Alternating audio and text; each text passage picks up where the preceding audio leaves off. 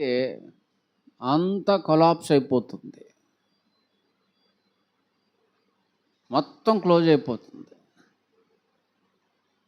అదేంటంటే మొత్తం ఎగిరిపోతాయి అని ఆయన పిల్లలు ఎరిగారో లేదో కానీ సాతాను మాత్రం బాగా ఎరిగాడు ఈ విషయాన్ని. వాడు తెలుసుకున్నాడు ఈ విషయాన్ని. దేవుడిచ్చిన ఆయుధం ఏంటి? ఆజ్ఞ ఏంటి? ప్రేమ. ఈ ప్రేమతో దేనినైనా జయించవచ్చు, దేనినైనా చల్లార్చవచ్చు. కనుక ఆ ఒక్క దాని విషయంలో ఆయన పిల్లల్ని ఫెయిల్ చేస్తే ఇక మిగిలినటువంటి వాటి విషయాలన్నీ ఏమైపోతాయి? మొత్తం ఫెయిల్ అయిపోతాయి, మొత్తం కొలాప్స్ అయిపోతాయి అని ఎరిగి వాడు ఇరువురి మధ్యలో ఏ స్విచ్ పెడుతున్నాడు, ఏ ప్రాబ్లం పెడుతున్నాడు, ఏ సమస్య పెడుతున్నాడు? ద్వేషము.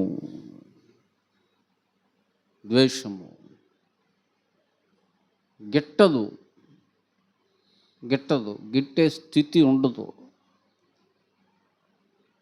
దాన్ని లేవనెత్తుతున్నాడు వీడు. దాన్ని ద్వేషాగ్ని అన్నారు. ద్వేషాగ్ని. బైబిల్లో కోపాగ్ని ఉంది, ద్వేషాగ్ని కూడా ఉంది. అగ్ని ఎప్పుడు ప్రమాదమే. ఏంటండి? ఎప్పుడు ప్రమాదమే. అది దాని విషయంలో జాగ్రత్తగా లేకపోతే ప్రమాదమే. అది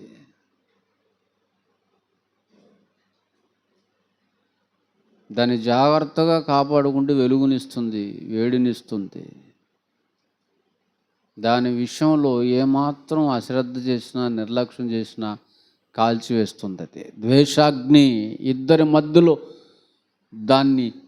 అది రగిలేటట్టుగా చేశాడు వాడు. దాన్ని రగిల్చితే చాలు, ఆజ్ఞను నెరవేర్చకుండా పోతారు, ఆజ్ఞలో నుంచి పక్కకి వెళ్ళిపోతారు. ఆజ్ఞ అనేదండి చాలా మంచిదండి. అది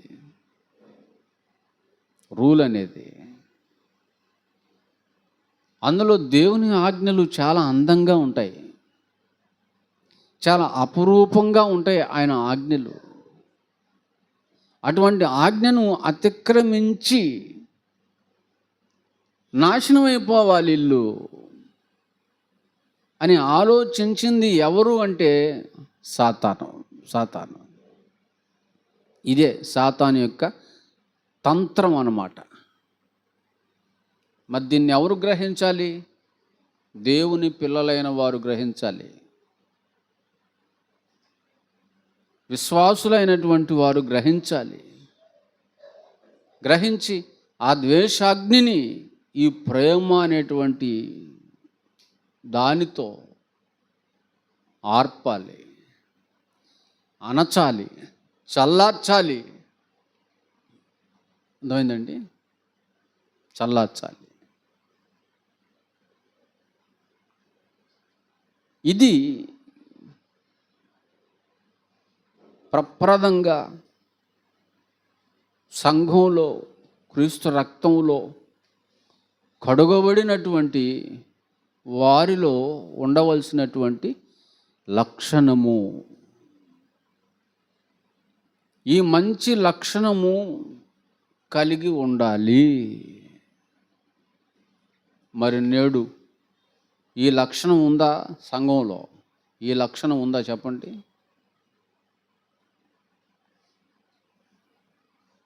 లేదండి, ఈ లక్షణం లేదు.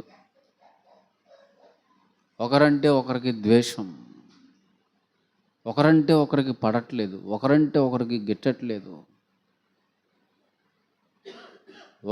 ఒకరికి సమాధానం అనేది లేదు. అలా లేకపోవటానికి కారణం ఏంటి అంటే వాడు పెట్టినటువంటి సిచ్చు.